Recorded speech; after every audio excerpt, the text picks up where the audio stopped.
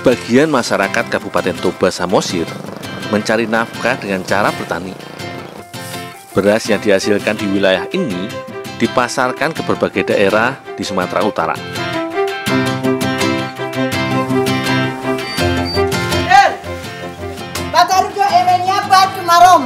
Oh, gabah yang antar ke Marong. Oh iya ya. Aku diminta Opung Marpaung untuk mengantarkan gabah Mama Akli, pembuat tipa-tipa.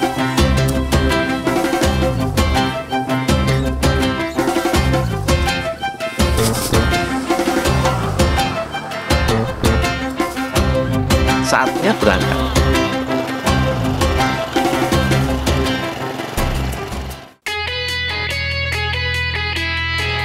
Di kota kecil ini, becak motor merupakan transportasi utama setelah mobil angkutan kota. Becak motor dirasa lebih mudah mengantarkan barang atau orang hingga masuk ke pelosok desa.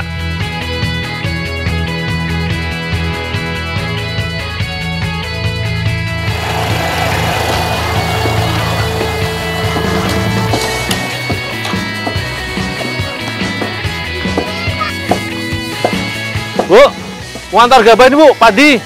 Iya, taruh di belakangnya sekalian rendam ya, Dul. Oh, iya Bu.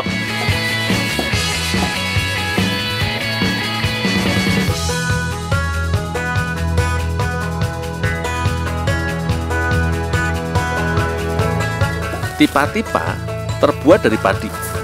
Pembuatannya membutuhkan waktu yang cukup lama.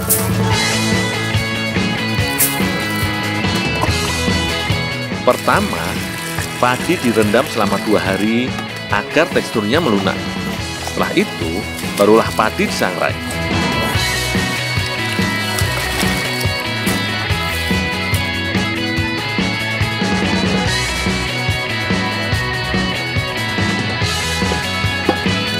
Bu, ini Bu, padi yang udah direndam Bu. Ya udah, taruh situ aja, Dul. Udah itu, Dul. Bantu itu numpuk, Dul. Oh ya, sini, biar saya bantu. Pada proses ini, padi harus disangrai sedikit demi sedikit agar kematangannya sempurna dan merata. Udah matang itu Bu.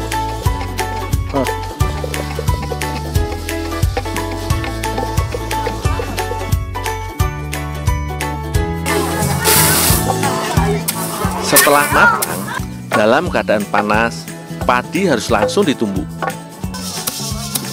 Penumbukan bertujuan untuk memipihkan padi dan melepas kulit padi.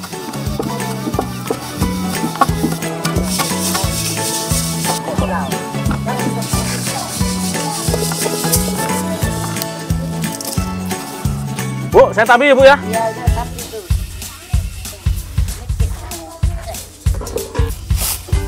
Proses terakhir adalah menampi untuk memisahkan kulit padi dengan bulirnya.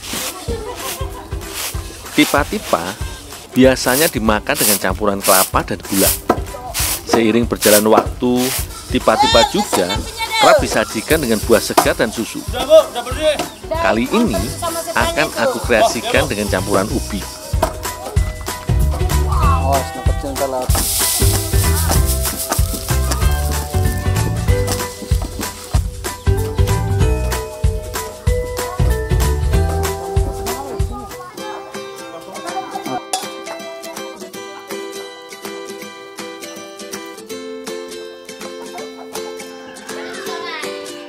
Kak Mutiara telah menyiapkan bahan-bahannya. Ubi rebus ditumbuk hingga halus.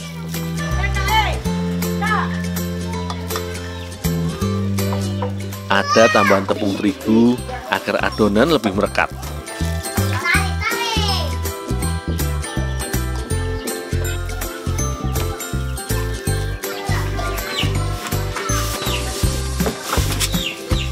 Kak, ini tiba-tibanya Kak. Oh iya, nih Dul bantuin cetak. Oh ya Kak. Tak lupa, sebagai penambah daya tarik, Kak Mutiara menambahkan warna.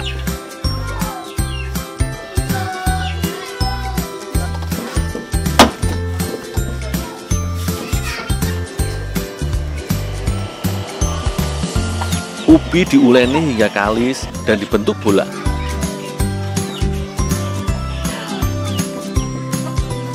Kemudian dicelupkan ke kuning telur yang berfungsi sebagai perekat tipa-tipa.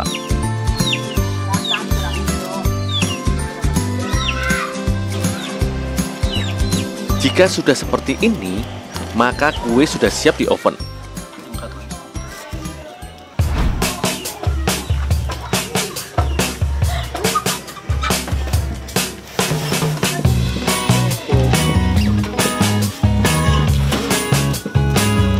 Untuk mendapatkan tipa-tipa yang pas matangnya, lama pengovenan sekitar setengah jam.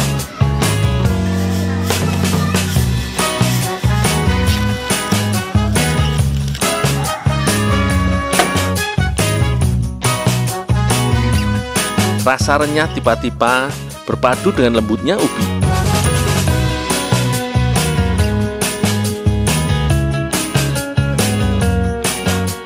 Mari Bu, cicipin Bu. Ini bulat tipa-tipa. Kue tradisional yang satu ini tidak hanya mengenyangkan, tapi juga bisa jadi sumber energi karena karbohidrat yang terkandung pada tipa-tipa dan ubi. Gabahnya kenapa harus direndam 3 hari Bu? Iya, biar bisa ditutup. Oh,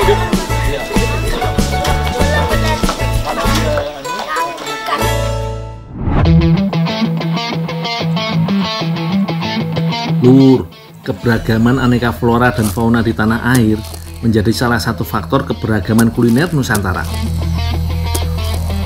Terlebih lagi bagi masyarakat yang tinggal di pedesaan, hasil hutan masih menjadi andalan untuk memenuhi kebutuhan pangan. Di daerah Deli Serdang, Sumatera Utara misalnya, batang pohon sagu menjadi salah satu sumber bahan makanan. Bukan dijadikan sagu, melainkan dijadikan tempat untuk mencari ulat kedu. Ulat kidu atau ulat sagu merupakan ulat yang biasa ditemukan di batang pohon sagu yang mulai membusuk. Lur, batang sagu yang tumbuh subur di kawasan gambut yang kaya akan air merupakan lokasi yang tepat untuk berburu ulat kidu. Carane tinggal dibelah batangnya dengan kampak ya lur, tapi kudu sedikit demi sedikit yo, agar tidak mengenai ulat kidu yang berada di dalam. Kalau batang sudah terbelah, tinggal dikorek tuh batangnya. Biasanya batang yang berlubang menjadi sarang ulat kidu lur. Ulat kidu mengandung protein, namun sebagian besar adalah lemak.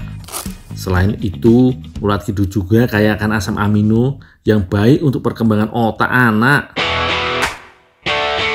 Oh iya lur, untuk mengetahui keberadaan ulat kidu yang ada di batang sagu, tinggal ketok-ketok aja batang sagunya seperti ini. Lalu dekatkan telinga ke batang sagunya. Kalau ada suara-suara di dalam batang sagu ini, tandanya ada ulat kidunya lur.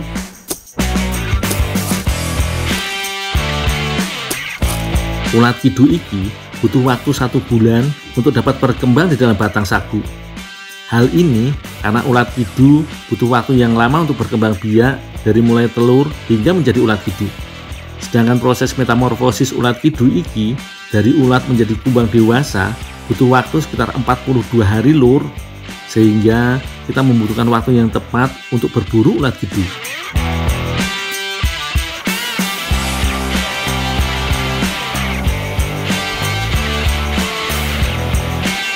Nah lur, ulat kidu yang masih hidup iki kudu segera diolah tuh supaya rasanya nggak berubah. Oke deh lur, sekarang kita cuci dulu yo ulat kidunya. Ulat kidu iki dicuci bersih untuk memisahkan dari batang serat sagu. Ulat kidu dapat diolah menjadi beragam khas kuliner, salah satunya kuliner khas Batak Karo di Deli Tua.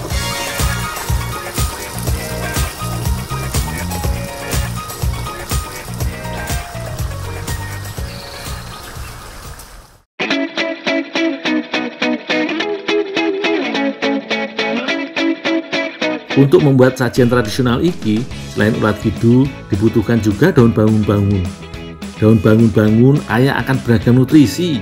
Salah satunya kaya akan flavonoid yang baik untuk ibu yang sedang menyusui, karena dapat membantu meningkatkan produksi ASI.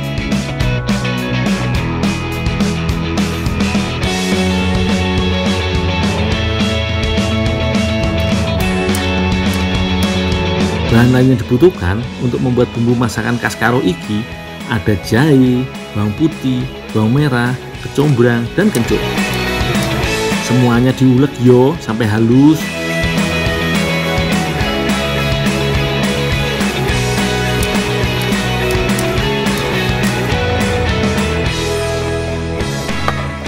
Mak, ini ulat kidunya udah bersih, Mak. Oh iya, ini ya. Dul, tolonglah parut kelapanya ini. Oh, ya, Mak. Ya. Ojo lali, santan kelapanya juga yo. Tapi aku kudu paruh dulu iki.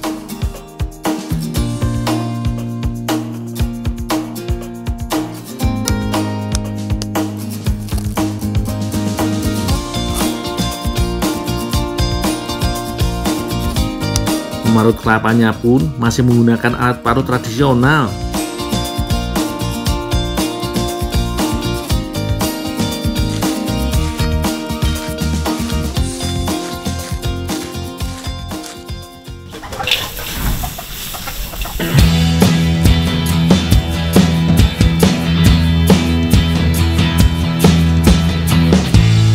Sekarang ulat kidu dimasak dengan bumbu yang sudah dihaluskan tadi, Lur.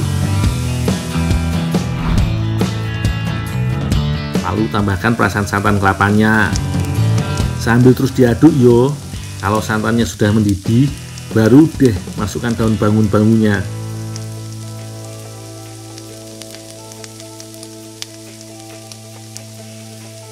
Gak butuh waktu lama, sayur ke sayur ulat kidu sajian khas Karo pun sudah matang iki, Lur. Wih, sudah tercium aroma harum yo. Perpaduan ulat kidu yang kaya protein ditambah daun bangun-bangun yang kaya nutrisi bisa menjadi alternatif kuliner yang kaya akan manfaat kesehatan, Lur.